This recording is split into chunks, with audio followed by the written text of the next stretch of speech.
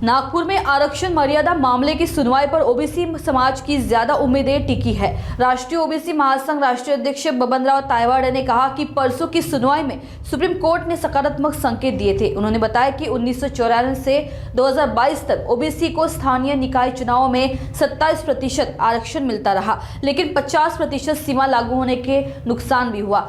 तायवाड़े का कहना है कि अगर अदालत 27% आरक्षण को बरकरार रखे तो चुनाव समय पर हो सकते हैं, अन्यथा कई नगर परिषद और निकाय चुनाव रद्द या आगे बढ़ सकते हैं। गौर से सुनिए क्या कहना है बबनराव तायवाड़े का। बिल्कुल आम्ही त्याच गोष्टीकडे लक्ष ठेवून आहो। परवा मंगळवारी जेव्हा सुनावणी झाली तेव्हा मान्य सर्वोच्च न्यायालयाने एक चांगले संकेत आपण जे म्हटलं त्याप्रमाणे दिले होते की ओबीसीवर सुद्धा अन्याय होणार नाही याची काळजी आम्हाला घ्यावी लागेल।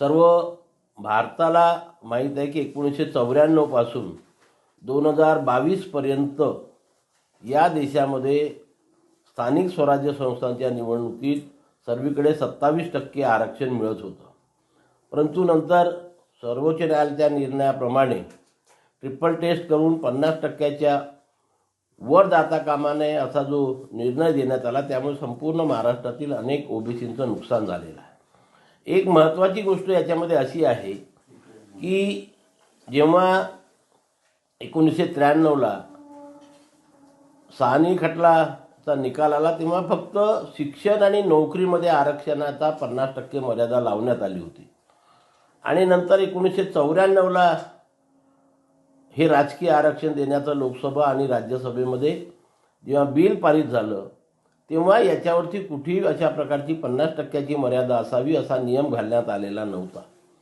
परंतु काही लोकांनी मान्य सर्वोच्च न्यायालयाला अप्रोच केलं आणि मग सर्वोच्च न्यायालयाने तसा अर्थ काढला की सर्व क्षेत्रामध्ये 50%च्या वर आरक्षण देता येणार नाही।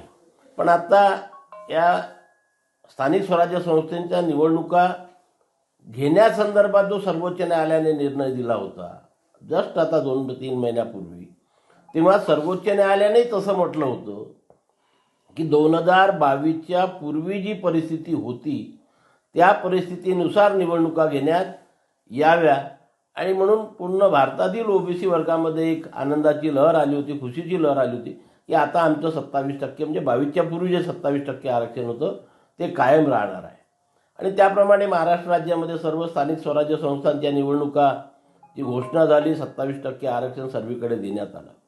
पण पुन्हा काही व्यक्ती सर्वोच्च न्यायालयाला अप्रोच झाल्या आणि त्यांनी सांगितले बा हे 27% आरक्षण दिल्यामुळे ही मर्यादा 50%च्या वर जाते आहे, काही ठिकाणी 60%, 70% जाते आहे।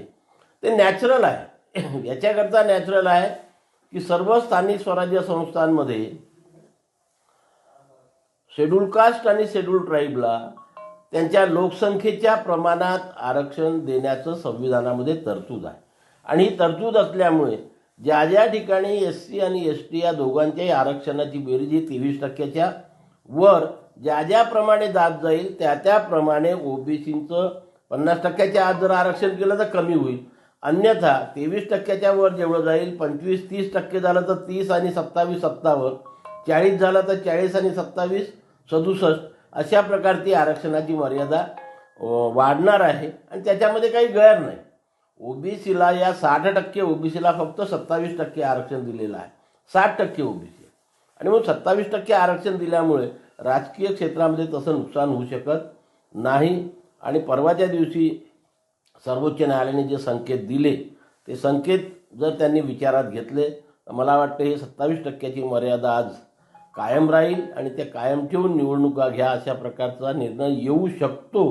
अन्यथा पुन्हा तेच जर आलं की 50%च्या आतमध्ये आरक्षण द्या, त्याच्यापेक्षा जास्त देता कामा नये, तर ज्या काही मला वाटतं नगर परिषद आणि नगरपंचायताचं निवडणुकाचा प्रक्रिया सुरू आहे त्यातल्या 57 नगर परिषद आणि नगरपंचायतीवर ही कुऱ्हाड येणार आहे आणि त्या ठिकाणच्या निवडणुका रद्द पण होऊ शकतात, पुढे पण ढकलल्या जाऊ शकतात। आरक्षणाची सोडत पुन्हा काढावी लागेल आणि मग महानगरपालिका, जिल्हा परिषद, पंचायत समिती, ग्रामपंचायत या सर्व स्थानिक स्वराज्य संस्थांवरती त्या आरक्षणाचं नुकसान ओबीसी समाजाला सहन करावं लागणार आहे। सर, ही दुसरी वेळ या आधी देखील अशी परिस्थिती उद्भवली होती ज्यावेळी राजकीय पक्षांना स्वतःहून ओबीसी उमेदवार दिले होते। हा प्रश्न कायमचा सोडवणं निकाली काढणं गरजेचं आहे. नाही, हा प्रश्न जर कायमचा निकाली काढायचा असेल तर मी यापूर्वी सुद्धा सांगितलेलं आहे की केंद्र सरकारच हा प्रश्न सोडवू शकतो. आणि म्हणून केंद्र सरकारने संविधानाच्या कलम 243D6 आणि संविधानाच्या कलम 243T6 या दोन कलमांमध्ये अमेंडमेंट करून त्या ठिकाणी या देशातील ओबीसीला स्थानिक स्वराज्य संस्थांच्या निवडणुकीमध्ये 27% आरक्षण देण्यात येईल अशा प्रकारची तरतूद अमेंडमेंट जर केंद्र सरकारने लवकरात लवकर संविधानामध्ये केली तर हा प्रश्न कायमस्वरूपी निकालात निघू शकतो. तर एक प्रश्न असा आहे, हे जे आरक्षण मोठ्या प्रमाणात वाढलेलं नगरपालिका पंचायतमध्ये सांगली, कवठे महाकाळ तिकडे वगैरे 70% पर्यंत, हे घोळ कोणी घातला? नाही, घोळ घातला नाही. मी आत्ताच आपल्याला सांगितलं की त्या ज्या परिसरात ही निवडणूक होते आहे त्या परिसरात SC आणि STची लोकसंख्या किती आहे. समजा ती दोन्ही मिळून लोकसंख्या जर 50% असेल, पुष्कळसे आदिवासी बहुबल प्रदेश असे आहेत की ज्या ठिकाणी ती संख्या 50% जाते SC आणि STची, तिथे ओबीसीला 27% दिलं तर ते 70% जाणार, 80% जाऊ शकते जर ते 55% असेल तर. आणि म्हणून कोणी घोळ घातलेला नाही, हा नॅचरल घोळ आहे. आणि म्हणून ओबीसीला त्या भागात सुद्धा ओबीसी राहतात ना, 50% SC ST आणि 50% ओबीसी असतात. त्या ओबीसींना आपल्या या हक्काच्या आरक्षणापासून वंचित राहावं लागतं. म्हणून राजकीय क्षेत्रामध्ये तरी 50%ची मर्यादा लादली जाऊ नये असं आमचं मत आहे. धन्यवाद सर.